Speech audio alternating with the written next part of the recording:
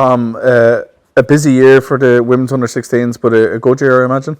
Yeah, I mean, obviously having the two groups coming in either side of the year. At the beginning of the year, we would have been finishing the programme with our 2006 group.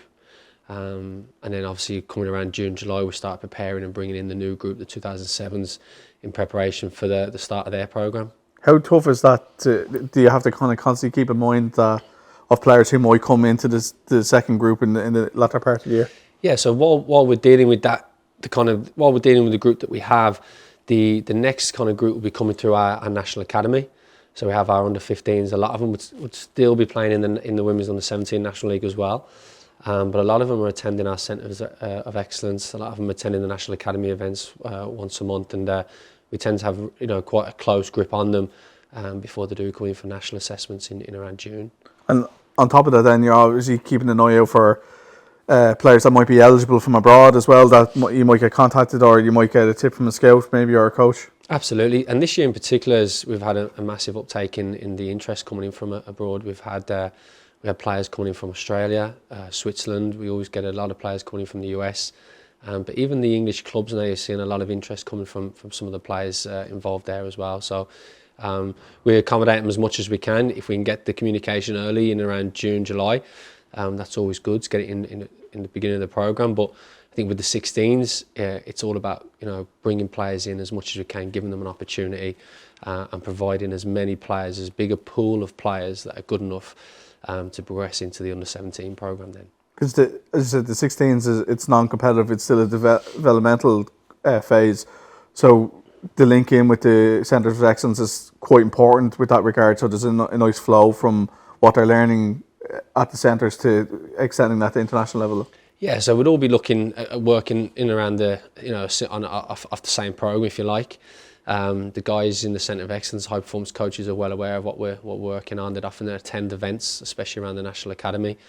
And then look, the communication with them regards how these players are progressing, how they're performing in the Centres of Excellence and back at their own clubs is really important. It's really valuable to us as well. The year started off Portugal, and then you had a tournament in Malta with the first group.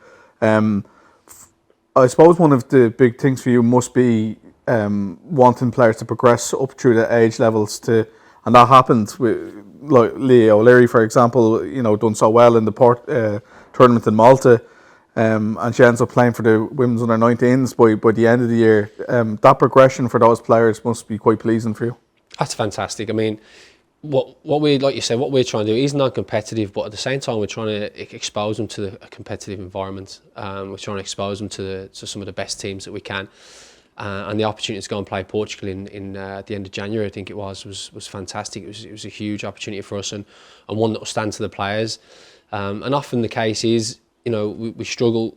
Our best players in this country, we struggle to expose them to higher intensities and put them under as much pressure as we can. And going and playing with teams like Portugal, you're going to get that. And you see it in the results. We lost the first game 3-1, and Portugal were by far the better side. And then we have a couple of days to reflect on it. We've been exposed to that environment, and the response from the players is fantastic. We come back in the second game and we lose 1-0 to a goal on the break. But again, big part of learning from. But we were more than capable of getting a point or something from that game. But the learning that the players will take from it was excellent, and you see that stands from then, because when we come back to Ireland, then we see the importance of mixed gender. So for us, we've got a great relationship with the boys' Centre of Excellence, and we try and play some of their under 14, under 15 sides, or even the boys' League of Ireland sides. We've organised fixtures against them in the past, and it just prepares our players. And I think when they went into the UEFA Development Tournament then in Malta in April, we've seen some fantastic performances, and it was brilliant. And obviously a standout player from that was Leah O'Leary.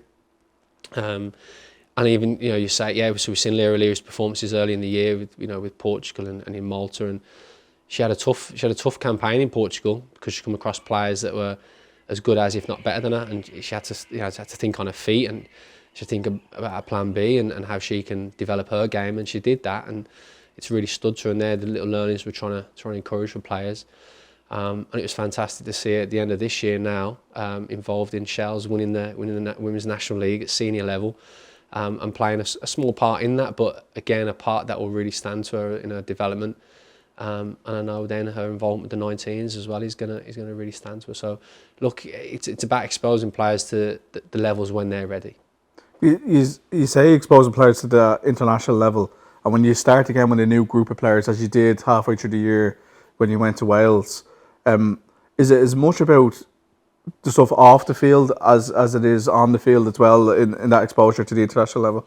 Yeah, so look, it's their first time in the door in the international environment, and with a lot to do. We try and do it gradually as well. We can't scare them too early, and even the level of opposition that we play, we do it gradually. So a lot of early games we play when they first come in with us. We might play under 19s, women's national league sides, or some of the strong, more mature 17 sides. So there'd be an age gap of 2 years between our under 16s and the 17s when you think about the calendar of the seasons. So they're good places to start for us, and then we'll start slowly introducing playing under 14s boys, and moving towards then under 15s boys, and even the level of opposition. I mean, it is tough to organise fixtures at 16s level. Not every association invests as much time as we do. Those that do often look to sort their fixtures out as quick as they can, and we're trying to do the same thing. But where we can tie down competitive fixtures, we take those opportunities.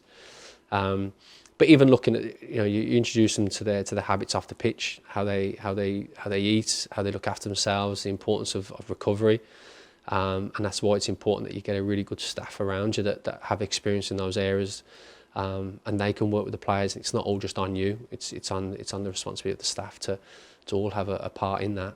And you often see such a change in the players in the under 16s when they first come in the door. To when they leave you going on, they've matured so much for such a young age, and I think it's very rewarding at the end of the year. Yeah. Even though it isn't competitive as we say, winning does help, doesn't it? Because it builds confidence, it builds habits, it builds what they know international football to be, that they can win at this level. Look, winning's always great, and it's always positive to see. Obviously, when posts go up on social media, it's nice to see Ireland have had a positive result, and everyone feels good about that. But I think there's so much more learning to be taken from a defeat, and I'll always say that. I think it's at this age group particularly. I think if we're going out and winning all our games at the under 16 level, have we really done enough for the players? Have we really challenged them enough?